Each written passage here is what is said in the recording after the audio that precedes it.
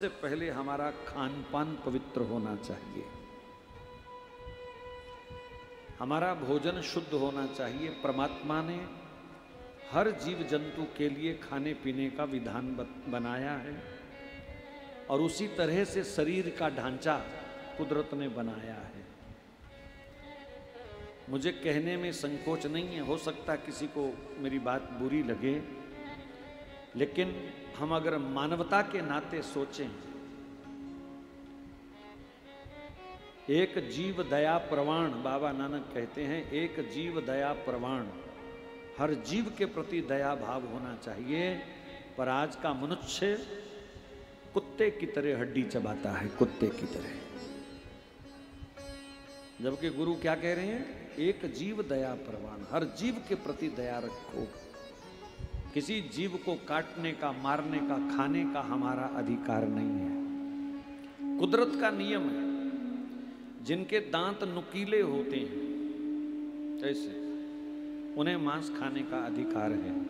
जो पानी को चाट करके पीते हैं उन्हें मांस खाने का अधिकार है। क्या मनुष्य चाट करके पानी पीता है? क्या मनुष्य के दांत नुकीले हैं? शेर, बिल्ली, कुत्ता ये सब चाट के पानी पीते हैं, इनके दांत नुकीले हैं। सृष्टि का संतुलन बनाए रखने के लिए परमात्मा ने अलग अलग प्रकार के जीवों की रचना की है, वो अपने आप संभालते हैं। लेकिन मनुष्य ये रोटी भी चाटता है और मांस मदिरा भी चाटता है, यही पूतना है। पवित्र नहीं होगा, उसका मन कभी पवित्र नहीं हो सकता, उसका तन कभी पवित्र नहीं हो सकता, उसके विचार कभी पवित्र नहीं हो सकते, उसका व्यवहार कभी पवित्र नहीं हो सकता। जो एक छोटे से जीव पर अपनी क्रूरता दिखा सकता है, एक छोटे से बेकसूर जीव को अपने दांतों तले दबा के चबा चबा के खा सकता है, वो क्या किसी मनुष्य पर दया करने वाला होगा? वो तो चीखते चिल्लाते इंसानों पर भी दया नहीं करेगा। इसलिए आहार से सब कुछ सुधरता है, आहार से ही सब कुछ बिगड़ता है। तो मेरी प्रार्थना है सबसे, अपना आहार शुद्ध रखो। हम मनुष्य हैं, हम राक्षस ना बने, हम जानवर ना बने। हमें शुद्ध शाकाहारी भोजन करना चाहिए। हमें मांस खाने का कोई अधिकार नहीं है, किसी भी तरीके से ये उचित नहीं है और फिर पाप है। मांस शब्द की अगर हम संधि खोलें, माम सह, माम सह, जो व्यवहार मैंने किसी के साथ किया वही वो मेरे साथ करेगा, ये मांस शब्द का अर्थ है। मतलब आज हम किसी जीव को काट के खा रहे हैं तो एक दिन उस योनि में हम जाएंगे और वो हमको काट करके खाएगा। जीवन में कितने सौ, कितने हजार जीवों को मारा खाया, उतने बार उतनी योनियां लेकर के हमको उनके हाथों भी कटना मरना पड़ेगा, फिर वो हमको चबाएंगे। ये भाजी चलती रहेगी, कभी भी मुक्ति नहीं, कभी भी शांति नहीं, असह्य पीड़ा।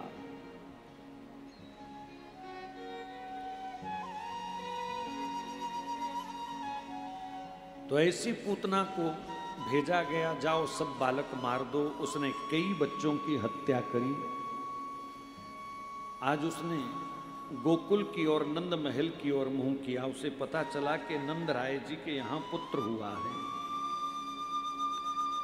इधर गोकुल में भगवान कृष्ण का छठी महोत्सव धूमधाम से मनाया जाने की तैयारी हो रही है। ब्रजवासी छठी महोत्सव यानी 6 दिन का जब बच्चा होता है तो खूब उसको उत्सव के रूप में मनाते हैं। सब रिश्तेदार उसी दिन बधाई देने आते हैं, खूब नाचते कूदते हैं। तो सारा गोकुल छठी की मस्ती में मस्त था। नंद बाबा सुबह सुबह उठे और उन्होंने यशोदा से कहा, बहुत सारी मिठाइयाँ रथ में भरवा दो, मैं मथुरा जाकर के जरा कंस को मिठाई खिलाया हूँ। यशोदा ने कहा, घर सब रिश्तेदार आ रहे हैं और आपको कंस की पड़ी है। बोले सब रिश्तेदार मथुरा से आएंगे, कंस को मिलते हुए आएंगे। जब उनसे उनको पता चलेगा कि नंद जी के पुत्र हुआ है, हम बधाई देने जा रहे हैं, तो कंस हमारा राजा है, वो हमसे चिढ़ेगा कि हमको क्यों नहीं बताया। और वैसे भी जगत में अगर सुखी रहना है तो जो नखरे वाले, रूठने वाले, मुंह फुलाने वाले रिश्तेदार होते हैं ना, उनको सबसे पहले 4 डिब्बे फालतू दे के आने चाहिए। होते हैं ना रिश्तेदारी में रूठने वाला फूफा, रूठने वाला मामा, रूठने वाली मासी, ऐसे लोगों को 2-4 डिब्बे पहले फालतू देकर के इनका मुंह बंद कर देना चाहिए, नहीं तो ऐन वक्त पर ऐसा तांडव करेंगे कि तुम्हारे उत्सव को बिगाड़ देंगे, तुम्हारी खुशी को बिगाड़ देंगे। तो नंद बाबा तो कंस के लिए मिठाई लेकर के चले गए। इधर गोकुल में पूतना का प्रवेश हुआ।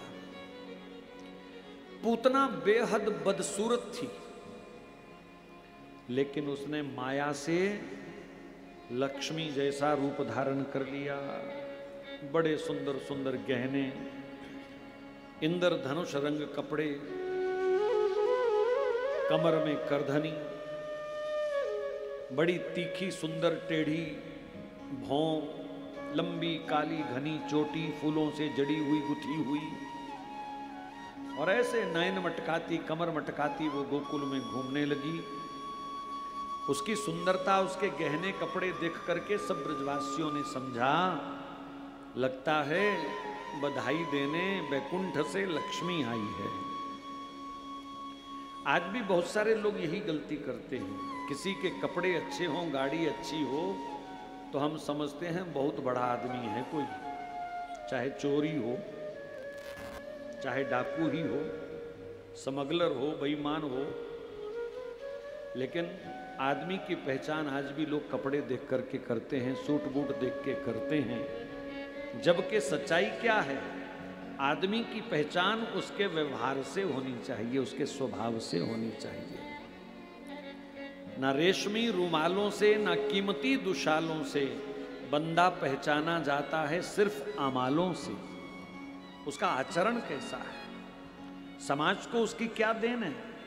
बड़ा हुआ तो क्या हुआ, जैसे पेड़ खजूर, पंछी को छाया नहीं और फल लागे अति दूर। अपनी हड्डी पसलियों का बीमा करा के कोई चढ़ेगा ऊपर खजूर खाने के लिए? ना जाने कब फिसल करके गिर जाए, कब हड्डी पसली एक हो जाए। तो ऐसे खजूर जैसे बड़े लोगों का कोई लाभ नहीं, जिसका समाज को कोई लाभ नहीं है। बस लोग, लेकिन लोगों की आदत है, ऐसे लोगों को लोग सल्यूट मारते हैं। तो पूतना को लक्ष्मी लक्ष्मी कह करके सब संबोधन करने लगे। मां यशोदा की गोद में दूध पी रहे श्री कृष्ण, उन्होंने बाहर की आवाज सुनी, लक्ष्मी आई, लक्ष्मी आई, तो आंख बंद करके ध्यान लगाया, लक्ष्मी कहां से आ गई। ध्यान दें, वृंदावन में आज भी लक्ष्मी को प्रवेश नहीं है। जो लोग वृंदावन गए हैं उन्होंने देखा होगा, लक्ष्मी जी आज भी यमुना के उस पार बेलवन में तपस्या कर रही हैं कि प्रभु मुझे भी वृंदावन में आने की आज्ञा दो। भगवान ने कहा, तू भक्त और मेरे बीच विघ्न पैदा करती है, दीवार बनती है, तू बाहर रह। तो भगवान ने सोचा ये लक्ष्मी कहां से आ गई। जब ध्यान लगा के देखा, अरे ये तो पूतना है, राक्षसी है, अपने स्तन पर कालकूट विष लगा करके मुझे मारने आई है। भगवान ने सोचा चलो आई है तो इसको भी मौका देना चाहिए। हमारे भगवान का स्वभाव है, कोई कैसा भी क्यों ना हो उसका स्वागत करते हैं, उसको गले से लगाते हैं। अब सामने वाले को चाहिए कि भगवान का प्यार पाकर के वो पाप छोड़ दे, बुराई छोड़ दे, जबकि हर बुरे व्यक्ति को भी भगवान अपना प्यार देने के लिए तैयार हैं। रामायण में श्री राम जी कह रहे हैं, सन्मुख होए जीव मोहे जबहीं, जन्म कोटि अघनासहीं तबहीं। एक बार कोई जीव मेरे सामने आ जाए तो सामने आते ही उसके करोड़ जन्म के पाप नष्ट हो जाते हैं। शर्त यह है कि वो दोबारा पाप में ना जाए। ये भगवान के दर्शन का फल है। करोड़ जन्म के पाप नष्ट हो जाते हैं, लेकिन अगर हम फिर पाप पकड़ेंगे तो वो जो नष्ट हुए थे वो भी साथ में प्लस हो जाएंगे, जुड़ जाएंगे। तो भगवान कृष्ण ने पूतना का स्वागत किया। अब कोई वेलकम सॉन्ग तो उनको आता नहीं था गाना, 6 दिन के हैं। उन्होंने जोर जोर से रोना शुरू कर दिया, मानो कह रहे हो मौसी जी यहाँ हूँ, आ जाओ। और बच्चे की रोने की आवाज सुन करके पूतना तुरंत नंद महल में पहुंच गई। यशोदा ने देखा अचानक लाल जी क्यों रोने लग गए, क्या हो गया इनको? घबरा गई। अरे क्या हो गया? घबरा गई, पूरी तरह से घबरा गई। इतने में पूतना ने हाथ बढ़ाया, कहा बहन बच्चे पालने में मेरा बहुत तगड़ा अनुभव है, ला बालक मोहे दे दे। और घबराई हुई यशोदा ने बालक पूतना को दे दिया। ध्यान बालक में है, इसलिए पूतना को ना देखा ना पहचाना, बस मेरा बच्चा स्वस्थ हो जाए इस आस से। और भगवान ने भी बड़ा नजारा किया जी। मां की गोद में रो रहे थे, पूतना का हाथ लगते ही शांत, उसकी छाती से चिपक गए, मानो असली मां यही है। ये क्या है? उस राक्षसी को भगवान ने मान दिया, प्यार दिया।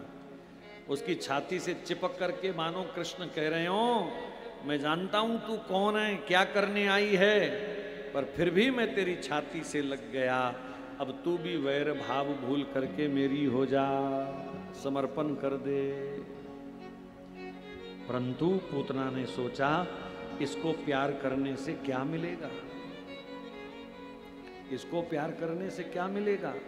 इसको मारूंगी तो कंस से इनाम मिलेगा। 4 पैसे के लोभ ने भगवान के प्यार से दूर कर दिया। हम भी यही गलती करते हैं, हम भी यही गलती करते हैं महाराज। संसार के थोड़े थोड़े सुखों के लिए हम भगवान का भजन छोड़ देते हैं। दुकान पर से किसी ग्राहक का फोन आ गया, भाई साहब जल्दी आ जाओ, 2000 का सामान लेना है। भाई साहब भी कहते हैं चलो महाराज पाठ कल कर लेंगे, भगवान को छोड़ के भाग जाता है दुकान पर। मंदिर कल जाए आएंगे, भाग जाता है दुकान पर। 2 पैसे के लालच में लोग धर्म छोड़ देते हैं।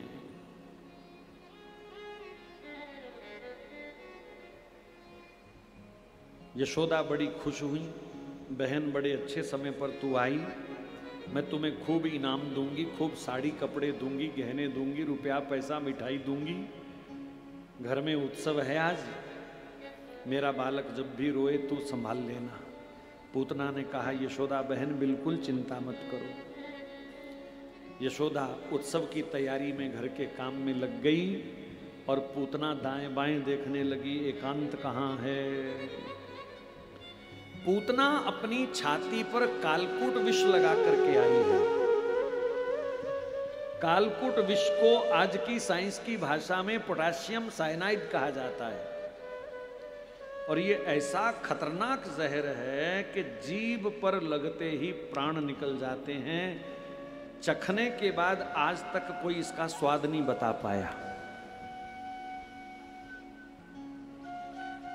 आप भी कोशिश मत करना कोई चखने की, मैं बता देता हूं स्वाद क्या है, भागवत जी में लिखा है, मरने की जरूरत नहीं है। पोटेशियम साइनाइड का, कालकूट विष का स्वाद मीठा होता है, स्वाद में मीठा, लेकिन काम बड़ा तीखा। मतलब चुटकी बजाने का भी टाइम ज्यादा है, उससे पहले प्राण ले लेता है। ऐसा विष लगा के आई है। अपना कपड़ा हटा करके उसने बाल कृष्ण को अपना स्तनपान कराना शुरू किया और हमारे भगवान ने एक पल में उसका जहर चाट लिया, चटकारे मारने लगे। ये क्या, ये जहर चाट के भी जिंदा है। दूसरी तरफ किया, वो भी चाट लिया। मानो भगवान ने कहा हो पूतना चल, तेरी जिद थी ना मैं जहर खिला के मारूंगी, ले तेरा जहर खा लिया मैंने, अब भी मेरी हो जा। मैं तुम्हें माफ कर दूंगा। लेकिन नहीं, पापी मन इतनी जल्दी सुधरता नहीं। कई जन्मों से पाप का संग किया है तो भगवान का प्यार जल्दी समझ नहीं आता। हम यहां लाख समझाएं लोगों को, लेकिन लोग सुधर जाते हैं क्या? 1000, 2000, 5000 में कभी कभी कोई एक आध सुधरता है। ये अपना एक्सपीरियंस है। सब नहीं सुधरते, क्योंकि कई जन्मों से पाप का संग कर रहे हैं। इस जन्म में भी मन को बिगाड़ने में हमने कोई कमी नहीं रखी। खान पान शुद्ध नहीं है, इसलिए सत्संग के शब्दों का जल्दी असर नहीं होता, भगवान का जल्दी असर नहीं होता, बुराई का असर जल्दी होता है। लेकिन अच्छाई का असर होने में पता नहीं लोग इतनी देर क्यों लगा देते हैं। थोड़ा सा हमको बच के रहना चाहिए, सावधान रहना चाहिए। कभी कभी विचार करना चाहिए कि मैं बुरा क्यों बन रहा हूं, इससे किसको लाभ है, किसको लाभ है। ठीक है, मान लो बुरा बन के तुम्हें 4 पैसे मिल गए, कब तक चलेंगे? पाप से, चाणक्य कहते हैं, पाप से कमाया हुआ धन, रिश्वत से कमाया हुआ धन, घूसखोरी से कमाया हुआ धन, किसी से जबरदस्ती छीना हुआ धन, बेईमानी का धन 10 साल तो टिक सकता है। 11वें साल तुम्हारा अपना जो साफ सुथरा है उसको भी लेके जाएगा। प्राप्ते तु 11 वर्षे सम्मूलम विनश्यति। 11वें साल वो तुम्हारा जो हक हलाल का है उसको भी लेके जाएगा। ना जाने कौन सा अस्पताल इंतजार कर रहा है, ना जाने कौन सा मुकदमा इंतजार कर रहा है, ना जाने कौन चोर उचक्का इंतजार कर रहा है, ना जाने कौन सी औलाद ही बिगड़ जाए और तुम्हारा कमाया हुआ सब नष्ट कर दे।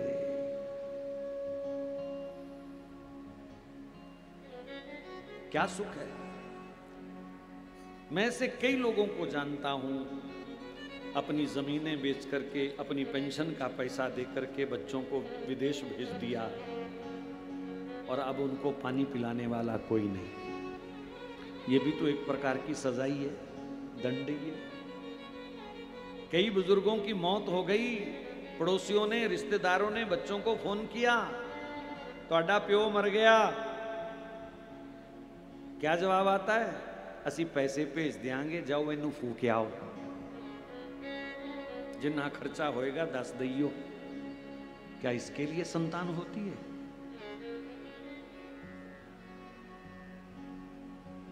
क्या इसके लिए कमाया था कि कोई संस्कार भी, एक माचिस की तीली का भी हमको अधिकार ना दे वो बच्चे? तो क्या मतलब है इसका? वो धन जो है किसी ना किसी प्रकार से अगर गलत होगा तो उसका परिणाम भी गलत आएगा।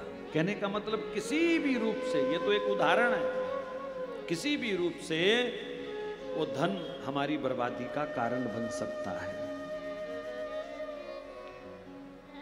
तो श्री कृष्ण ने पूतना का जहर भी पिया, दूध भी पी लिया थोड़ा सा। जब पूतना नहीं मानी, नहीं सुधरी, तो उसी छाती के मार्ग से भगवान कृष्ण ने उसके प्राण खींच लिए। अब जैसे ही पूतना के प्राण खींचे, उसको भयंकर पीड़ा हुई। मुंच मुंच, छोड़ दे छोड़ दे। कृष्ण बोले, मन ही मन, अभी 6 दिन का हुआ हूं, मां ने पकड़ना सिखाया है, छोड़ना नहीं सिखाया। और वैसे भी हमारे श्याम सुंदर को पकड़ना आता है, छोड़ना नहीं आता। ये जिसको पकड़ लेते हैं ना, छोड़ते नहीं है। भूले भटके भी कोई वृंदावन चला गया ना, तो फिर वहीं का होके रह जाता है। भले ही धक्के पड़े, भले ही गर्मी लगे, भले ही जेब कट जाए, भले ही मोबाइल चोरी हो जाए, भले ही चश्मा बंदर ले जाएं, पर वृंदावन जाने की ललक बार बार लगी रहती है। ये पकड़ना जानते हैं, छोड़ना नहीं जानते। इनका प्यार ही कुछ ऐसा है।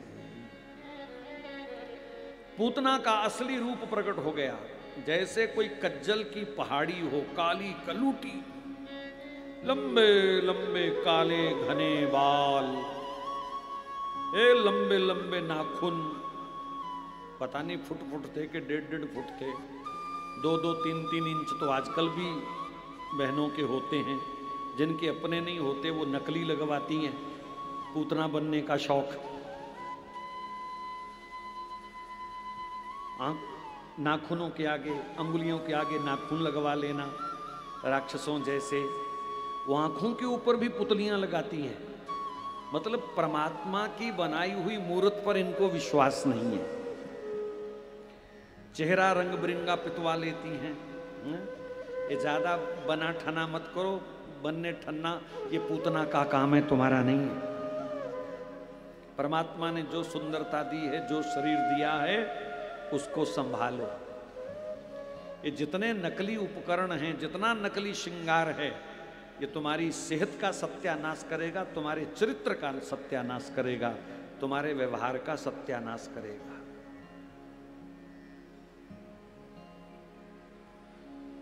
तो पूतना, लंबे लंबे बाल, काले, मोटे मोटे पीले पीले तीखे तीखे दांत, चीखती है मानो 7 आसमान चीर दे, ऐसी खतरनाक उसकी चीख। सब भागे, देखा, बचाओ बचाओ। यशोदा ने देखा ये दृश्य, वो तो वहीं मूर्छित होके गिर गई। हाय, मेरे बालक को पूतना ले गई, ये तो राक्षस थी, मैंने किस पर विश्वास कर लिया। पकड़ो पकड़ो तो सब कह रहे थे, पर उड़ती पूतना को कौन पकड़े जी। हाहाकार मच गई, चीत्कार मच गया। श्री कृष्ण ने सोचा सब दुखी हो रहे हैं, ये लीला खत्म कर देनी चाहिए। भगवान ने जोर से झटका दिया और पूतना के प्राणों का अंत कर दिया। बेजान पूतना कटी पतंग की तरह ऐसे लुढ़कती लुढ़कती नीचे गिरने लगी। ठाकुर जी ने सोचा ये लंबी चौड़ी पूतना, इसको जलाने के लिए तो कई पेड़ काटने पड़ेंगे ब्रजवासियों को, तो थोड़ा संस्कार की लकड़ियों का भी प्रबंध कर देता हूं। घुमा करके यमुना के किनारे कंस का बहुत बड़ा बगीचा था, उस बगीचे के ऊपर गिराया।